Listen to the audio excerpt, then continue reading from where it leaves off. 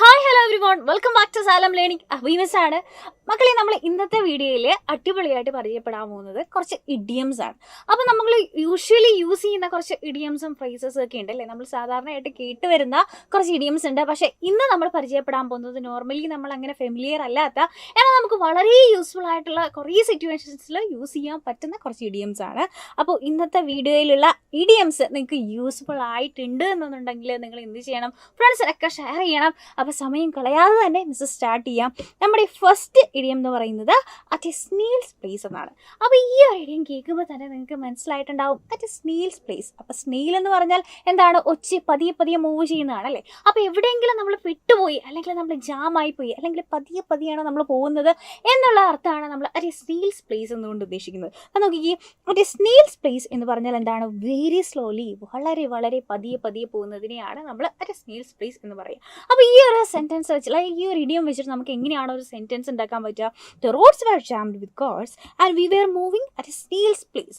ഞങ്ങൾ ഭയങ്കരമായിട്ട്, അതായത് റോഡിൽ മൊത്തം ട്രാഫിക് ആയിരുന്നു, ജാംഡ് ആയി പോയി. അതുകൊണ്ട് തന്നെ ഞങ്ങൾ വളരെ പതിയാണ് മൂവ് ചെയ്തത് എന്ന് നമുക്ക് പറയാൻ വേണ്ടിയിട്ട് നമുക്ക് അറ്റ് എ സ്നീൽസ് പ്ലേസ് യൂസ് ചെയ്യാം. അപ്പോൾ ഫസ്റ്റ് ഇഡിയം നമ്മൾ പഠിച്ചു. അത് വെച്ചിട്ട് എങ്ങനെ സെൻറ്റൻസ് ഉണ്ടാക്കാം എന്നുള്ളത് നമുക്ക് പഠിച്ചു. അപ്പോൾ നമുക്ക് സമയങ്ങളെ നമ്മുടെ അടുത്തത് നോക്കിക്കേ, ഡാർക്ക് ഹോഴ്സ്. അപ്പോൾ ഇത് നമ്മൾ അധികം കേട്ടിട്ടുണ്ടാവില്ലേ അല്ലേ. ഡാർക്ക് ഹോഴ്സ് എന്ന് പറഞ്ഞാൽ എന്താണ് അർത്ഥം എന്നറിയോ? അതായത് അൺഎക്സ്പെക്റ്റഡ് ആയിട്ട് നമ്മൾ വിൻ ചെയ്യുകയാണ്, അല്ലെങ്കിൽ നമ്മൾ പ്രതീക്ഷിക്കാത്ത ഒരാൾ പെട്ടെന്നൊരു പ്രൈസ് ഓൺ ചെയ്തു, അതിനെയാണ് നമ്മൾ ഡാർക്ക് ഹോഴ്സ് എന്ന് പറയുന്നത്. അപ്പോൾ ഞാൻ നോക്കിക്കേ, dark horse is an unexpected winner. അപ്പോൾ ഈ ഡാർക്ക് ഹോഴ്സ് വെച്ചിട്ട് നമുക്ക് എങ്ങനെ ഒരു സെൻറ്റൻസ് ഉണ്ടാക്കാം? He's A dark horse for the award. അതായത് ആ ഒരു അവാർഡ് സമയമായപ്പോഴേക്കും ആരും പ്രതീക്ഷിക്കാത്ത ഒരു വിന്നറായിരുന്നു വന്നത്. അപ്പോൾ അങ്ങനെയുള്ള ആളെ നമുക്ക് എന്ത് വിളിക്കാം? ഡാർക്ക് ഹോഴ്സ് എന്ന് വിളിക്കാം അല്ലേ. അപ്പോൾ dark horse means an unexpected winner. അപ്പോൾ നമുക്ക് എങ്ങനെ സെൻറ്റൻസ് പറയാം? He's A dark horse for the award എന്ന് പറയാം. അപ്പോൾ രണ്ടാമത്തത് നമ്മൾ അടിപൊളിയായിട്ട് പഠിച്ചു. ഇനി നമുക്ക് നോക്കാനുള്ള നമ്മുടെ third one, by fits and starts.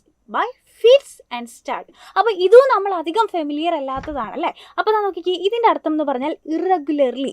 By fits and start എന്ന് പറഞ്ഞാൽ സ്ഥിരതയില്ലാണ്ട് ഒരു ഇറഗുലർ മാനറിൽ പോകുന്നതിനെയാണ് നമ്മൾ ബൈ ഫിറ്റ്സ് ആൻഡ് സ്റ്റാർട്ട് എന്ന ഇഡിയം കൊണ്ട് ഉദ്ദേശിക്കുന്നത്.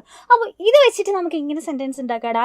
He made money by fits and start. ഏതൊക്കെയോ ഇറഗുലറായിട്ടൊരു സ്ഥിരതയില്ലാതെ എങ്ങനെയൊക്കെയോ ആണ് അയാൾ പൈസ ഉണ്ടാക്കുന്നത്. അപ്പോൾ ആ ഒരു മെത്തേഡിനെ നമുക്ക് എന്ത് പറയാം? ബൈ ഫിറ്റ്സ് ആൻഡ് സ്റ്റാർട്ട് എന്ന് പറയാം. കണ്ടോ, he made money by fits and start എന്ന് പറയാം. അപ്പോൾ മൂന്നാമത്തതും നമ്മൾ അടിപൊളിയായിട്ട് പഠിച്ചു. അപ്പോൾ നമ്മുടെ നെക്സ്റ്റ് വൺ നോക്കാം, ഓൾ അറ്റ് സീ. അപ്പോൾ ഏകദേശം നമ്മൾ ചിലവരെങ്കിലും കേട്ടിട്ടുണ്ടാവും അല്ലേ. ഓൾ അറ്റ് സീ എന്ന് പറഞ്ഞാൽ എന്താണ്? റിയലി കൺഫ്യൂസ്ഡ് ആയിട്ടുള്ള ഒരു സിറ്റുവേഷനെയാണ് നമ്മൾ ഓൾ അറ്റ് സീ എന്ന് പറയുന്നത്. അത് നോക്കിക്കേ, റിയലി കൺഫ്യൂസ്ഡ് അല്ലെങ്കിൽ ഡീപ്ലി കൺഫ്യൂസ്ഡ് ആയിട്ടുള്ള എന്നുള്ളൊരു ഇഡിയമാണ് ഓൾ അറ്റ് സീ എന്നുള്ളത് കൊണ്ട് ഉദ്ദേശിക്കുന്നത്.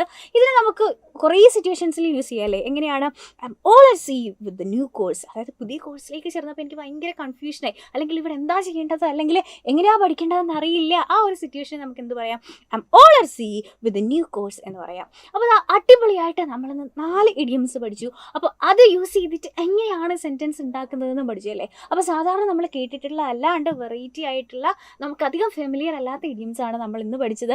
അപ്പോൾ നിങ്ങൾ എന്ത് ചെയ്യുക? ഇത് യൂസ്ഫുൾ ആയിട്ടുണ്ടെന്നുണ്ടെങ്കിൽ തീർച്ചയായിട്ടും ഫ്രണ്ട്സിന് ഷെയർ ചെയ്യുക. അപ്പോൾ ഇതുപോലെയുള്ള യൂസ്ഫുൾ ആയിട്ടുള്ള ഇൻട്രസ്റ്റിംഗ് വീഡിയോസ് ആയിട്ട് നമുക്ക് ഇനിയും കാണാം. അതുവരെ tata bye bye, take care.